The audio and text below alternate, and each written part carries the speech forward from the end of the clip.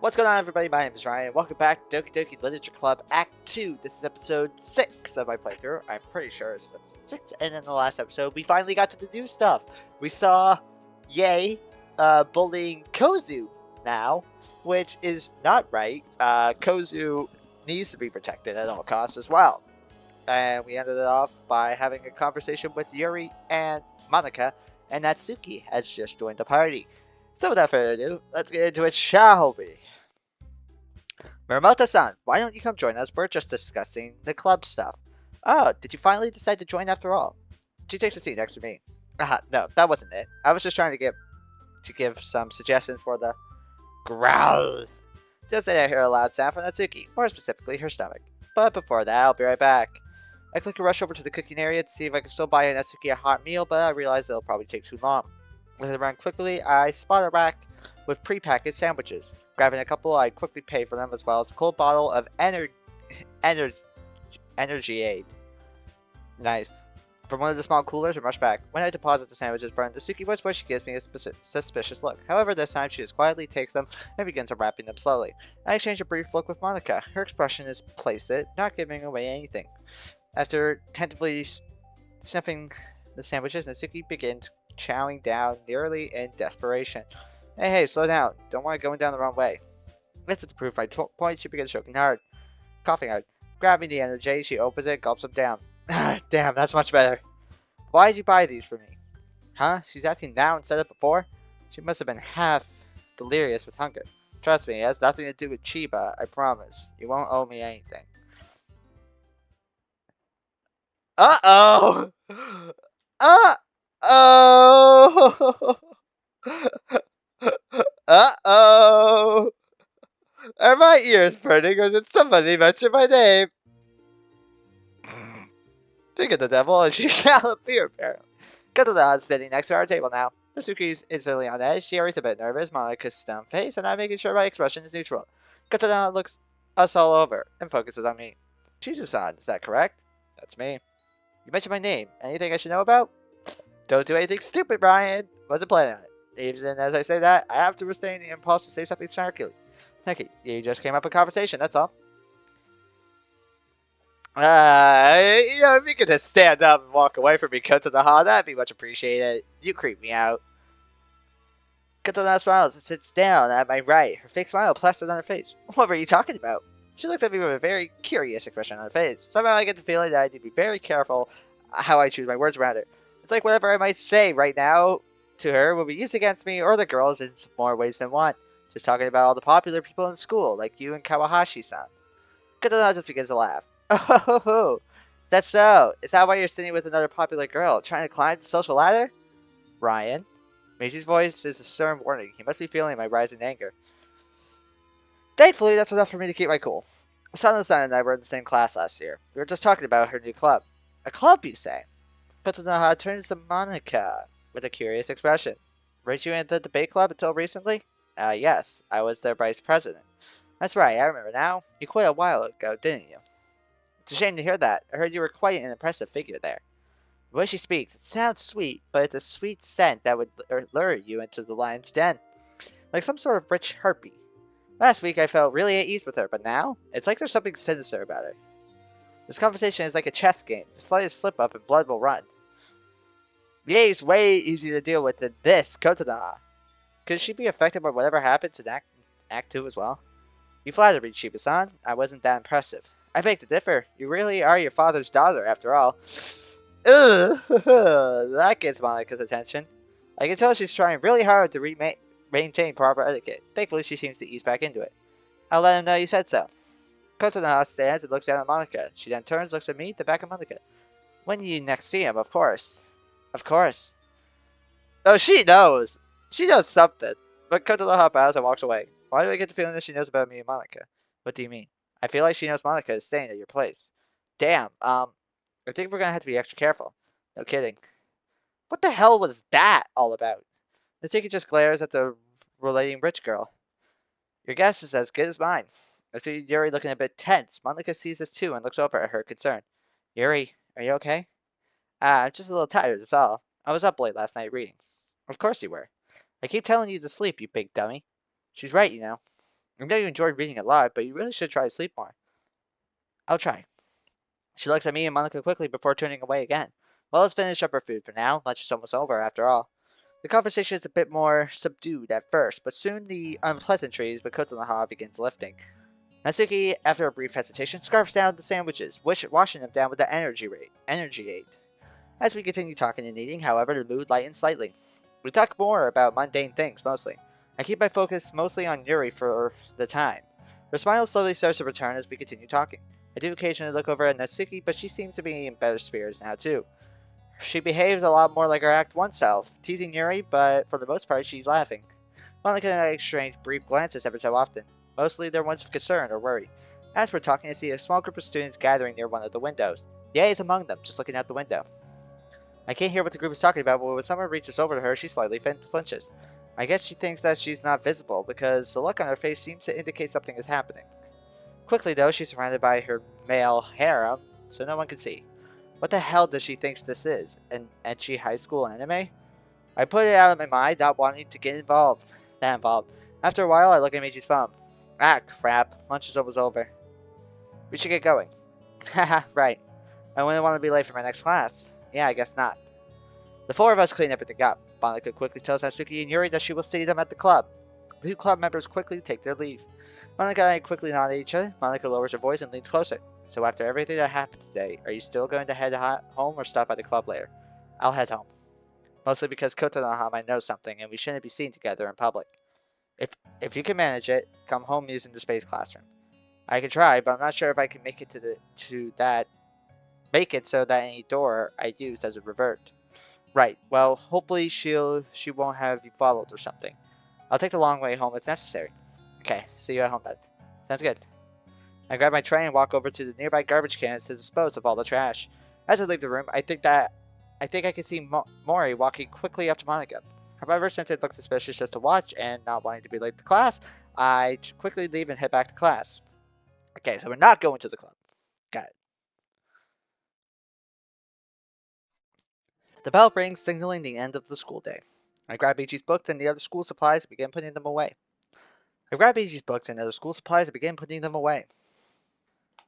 As I'm doing that, I pull out Michi's phone. I see a few missed texts from Monica. Hey, just thought I'd let you know that Mori approached me earlier and asked to check out the club. I know you won't see this for a while, and I'll have my phone away for class. When you get home, could you try to look at Mori's character file again? I'd like to know if she's changed somehow. Love you. I blush a bit, but frown at this unexpected news. I text back. Thanks for telling me. I'll make sure to update Sayori. What you thinking about, man? It's about how all these girls are slowly being attracted to the club and its members. That is true. Is the literature club some kind of locus of activity here? Oh, that's a good question. What do you mean? Think about this. In the original game, the girls are attracted to the main character of the story, aka you. Right? But in this reality, or whatever it is, you and I are attracting the attention of more than club members, and it's not just me. Yuri attracts the attention of a bully, Malika attracts the attention of Mori, and Natsuki attracts the attention of Kotonoha. Are you sure you're just not overthinking this whole thing? I mean, friendships do happen outside of a club, you know. That's true. I frowned deeper, he might be right. You know, despite everything, there are some benefits to sharing a mind like this. How? Checks and balances. You keep me balanced, or at least try to. Huh. Always let your conscience be your guide? Pretty much, yeah.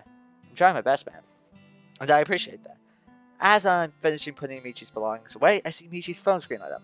Thanks, see you at home. Will do. Quickly, I put the phone away and sling the bag over my shoulder. I pause and look back at Kozu's desk. Despite everything, I am pretty worried about her. She doesn't seem to be having a good week already. Well, she's at home now, and I can't talk to her until hopefully tomorrow. I doubt anyone in here has her number. Once I'm finished with packing up everything, I leave. As I get out of the school loafers and into the shoes at the locker, I glance outside and see someone standing at the school gates. It's an older man in a business suit. I'm not sure who he is, but he's just standing there and waiting, probably picking someone up. As I watch, someone brushes past me. Move it, Otsukawa freak. I hold my tongue as she walks towards her locker, apparently just across from mine. I ignore her as she quickly gets out of her school loafers and into her shoes. When she leaves, I see her walking up to the older man. The man looks happy to see her and puts her arm over her shoulder as they walk out of sight. Who was that? Any idea? Not a clue. As much as I hate to admit it, he might be a client or something. Client? A nighttime companion of sorts? Oh, fuck. That's just saying that makes me ill. As much as YAE is an absolute bitch, I don't want to believe that she would actually do that. I guess I get that she wants control over people at school in her own messed up way, but why would she need to actually go through with it outside of school? I start to feel my anger boil, my target being everything that has to do with that girl. Everything would be so much simpler if she wasn't directly involved with everything. I take a moment to quiet my anger and start thinking rationally again. Well, I've learned not to make assumptions lately, so just leave it as someone she knows. Yeah, probably for the best. Assumptions aren't exactly helpful. Heh, especially mine. I finished changing and head outside. Grabbing the umbrella, I head out into the rainy afternoon. I shiver slightly as the cold air assaults me. I sneeze and a chill runs down my body. Oh, that doesn't feel good. Why? What's up? I know my body better than you. I don't really feel like this whenever I start coming down with a cold. Shit. Well, the moment we get back, show me where your family keeps cold medicine or something. When we get to the space classroom, you're gonna have to take a bath.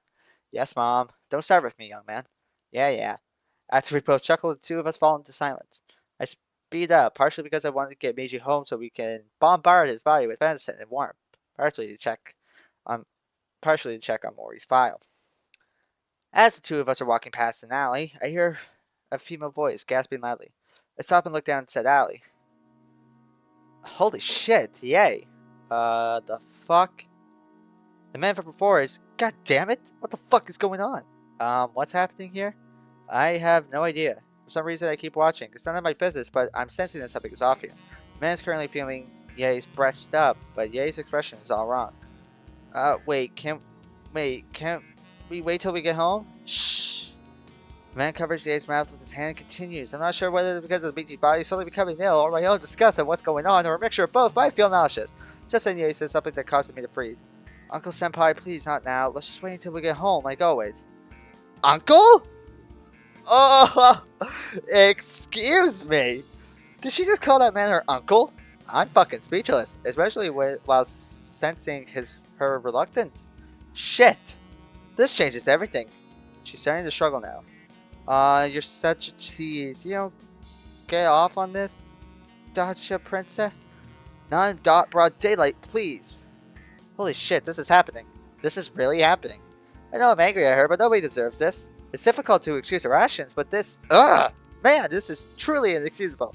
But what can I even do? I grit my teeth, frozen in indecision. I feel my hand quickly rise up and slap me across the face. Ow! What the hell? Wasn't me, man. Oh. Knock some sense into me. It doesn't matter what you've done. Sexual assault is sexual assault. Even worse if it's from your own family. Damn it! I quickly look around for something to use as a weapon.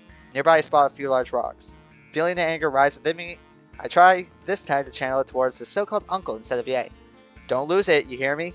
I'll do my best, but be my backup, would you? Sure thing. Thanks. I know we said we should avoid her, but no, Sayori would kill you if you didn't try and help her. Sayori, huh? I look at the hand that suddenly lost control earlier.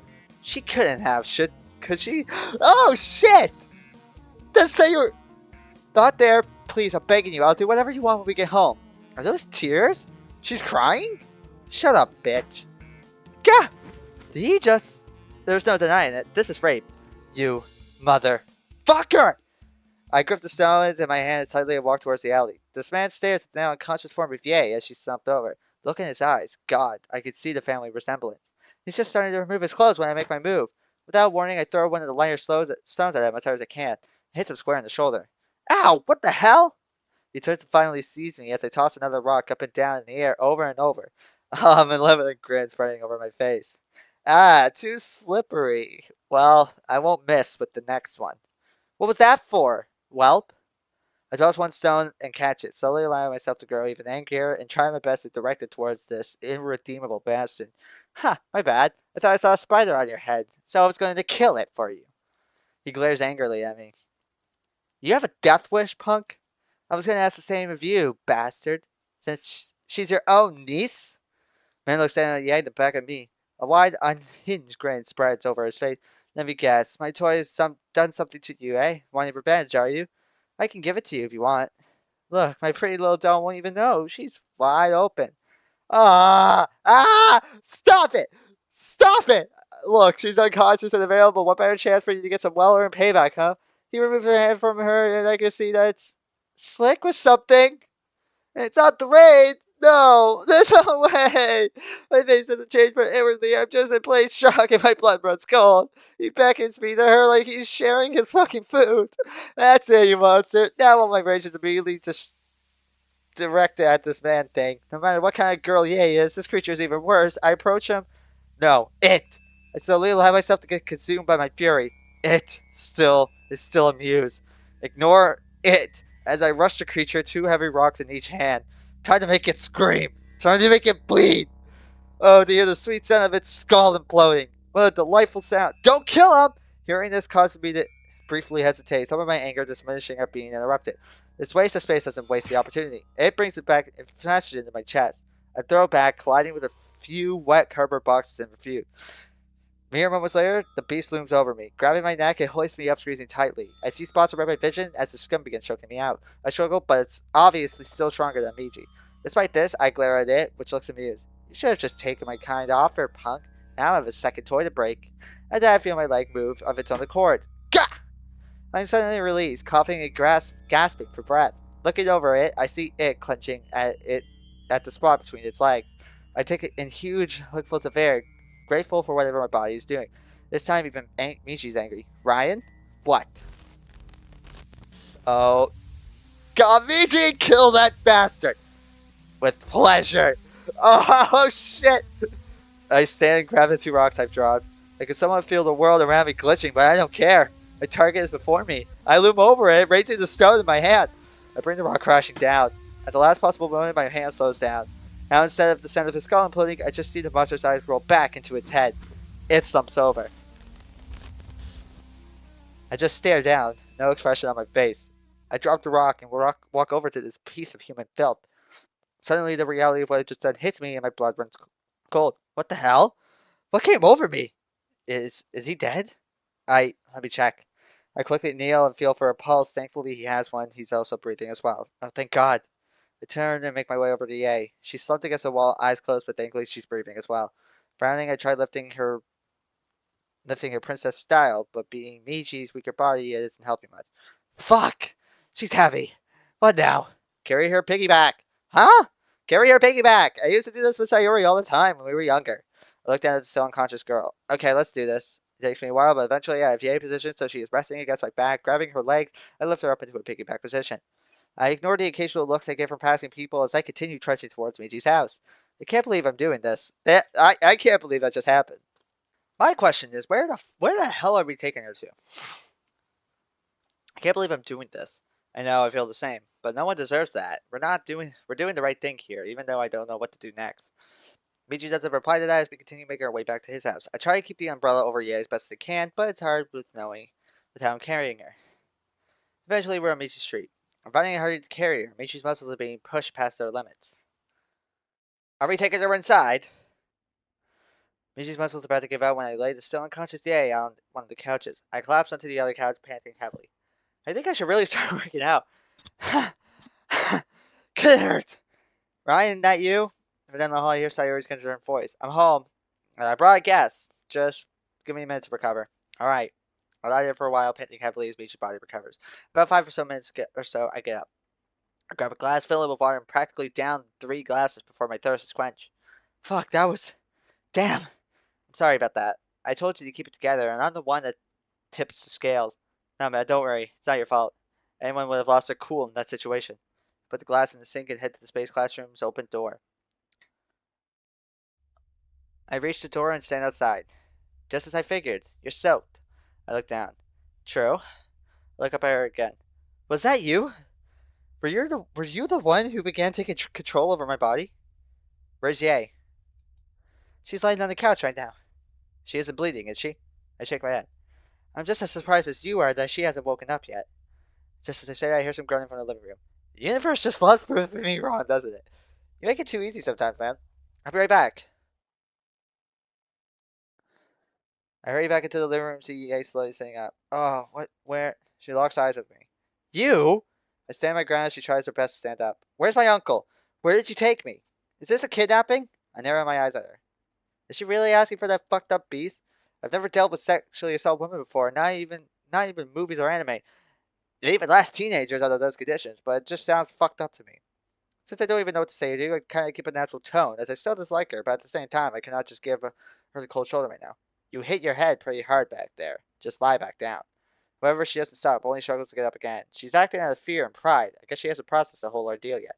I know I haven't, but she's making things way harder for everyone. Lie down, damn it! You're in no condition to stand yet! She looks startled by my command. Showing some reluctance, she does what I say. And here I am, yelling again. I need to relax. Now. I go to the kitchen and grab an ice pack out of the freezer. I come back and approach her. Kneeling beside her, I look at her sternly. Where does it hurt the most? Huh? Your head. Where does it hurt? I hold up the ice pack close to her face, a bit too close maybe, waiting for a reply. She glares at me and grabs the ice pack and pushes it against the back of her head. I stand up again. Now, I'm going to take a shower and get out of these clothes. Just stay here and don't move. That I should help. When I'm done, you can take a shower yourself. She keeps frowning and muttering, even when I'm trying to help. I ignore her frowns and mutters as I go get ready for my shower. I decide to leave her alone and head to the bathroom. I need to cool down right now. It's nice that we're doing this for YAE. I mean, yeah. Ugh. After grabbing something to change into, while also take. I mean, I would do the same thing that they would. I would have definitely killed the bastard. Especially, but I mean, if it was somebody that I cared about, I would definitely kill them. But yeah, yeah. After grabbing something to change into while also taking Miji's bag up to his room, I head into the shower room and turn on the water harder than normal. As the shower water flows over me, I let the water soothe the increasingly sick body at which I am trapped. My thoughts wander again. Yet another damn complication I was hoping to deal with later, not now. But I did the right thing, didn't I? I shake my head and smack my cheeks. Of course I did the right thing. Right thing? By saving YAE. Oh, no, you did the right thing. I take this moment alone to meet with Miji to vent. Then why am I doubting myself? I look down at my hands. Miji, I was ready to commit a legitimate murder. Consequences be damned. That so-called man was an inhumane monster. But why did she ask about her uncle? Who knows? Could be a number of reasons. Blackmail, broken physique, something like that. Shit. Shit indeed. After standing there for a few more seconds, I wash up a bit, then I get dressed and then head back out. I see YAE still lying there, arms crossed, as she simply rests as my peer instructions. As her eyes open as I approach. If you're up to it, the shower is free to use. You need to get out of those wet clothes. I'll find something for you to wear, so don't worry about that. YAE just glares at me as she slowly sits up, leaving the now half-melted ice pack behind. She shoves past me angrily, and I can hear the door slam a few moments later. Sighing, I decide to head upstairs to find something for her to wear. Keep it cool, Ryan. You're the adult here. You must keep it together.